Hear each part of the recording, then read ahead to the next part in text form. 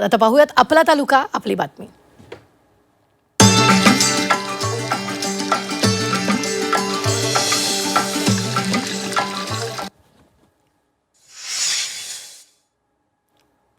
अहिल्यानगरातील राहता तालुक्यातील धनगरवाडीत गंगागिरी महाराज सप्ताह सुरू आहे।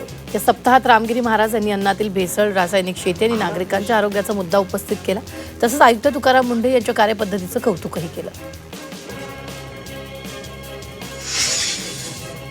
सोलापूर जिल्ह्यातील मंगळवेढा इथं साखर कारखान्याने स्थानिक उद्योगांना बळ देण्यासोबत रोजगाराच्या नवीन संधी निर्माण केल्या।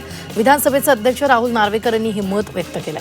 यावेळी सहवीज निर्मिती प्रकल्पातून वीज वितरण करण्याचा शुभारंभ करण्यात आला।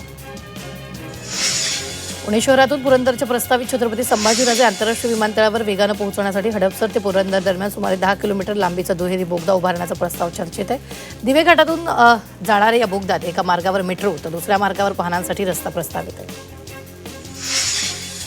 वाशिमच्या मालेगावातील राजुरा गावातील एक बोरवेलमधून चक्क गरम पाणी येते। 14 वर्षापूर्वी खोदलेल्या बोरवेलमधून गेल्या 20 ते 25 दिवसांपासून हे गरम पाणी येते।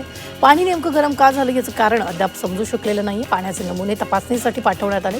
तपासणी अहवालानंतर नेमकं कारण स्पष्ट होणार आहे।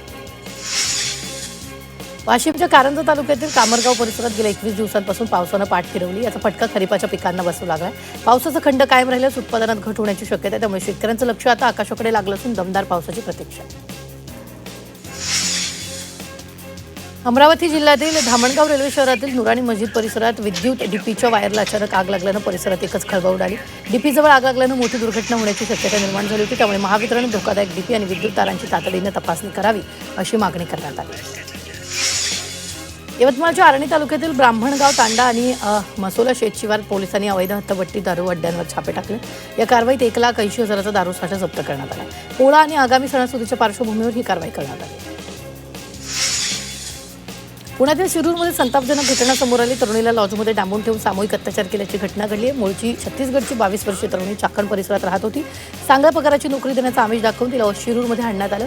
एका हॉटेलमध्ये डांबून ठेवत नशेची पावडर देऊन तिच्यावर अत्याचार करण्यात आला।